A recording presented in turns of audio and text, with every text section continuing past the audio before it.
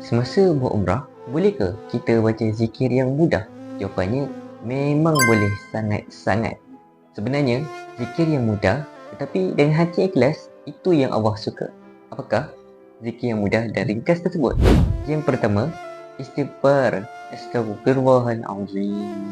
Ulang sahaja, insya-Allah hati akan menjadi lebih lembut. Yang kedua, bersalawat ke atas Rasulullah sallallahu alaihi wasallam. Allahumma salli ala sayyidina Muhammad.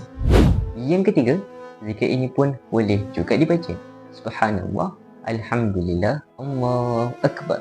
Dan kalau penat, ketika sesak ataupun letih berjalan, boleh ucapkan la haula wala quwwata illa billah.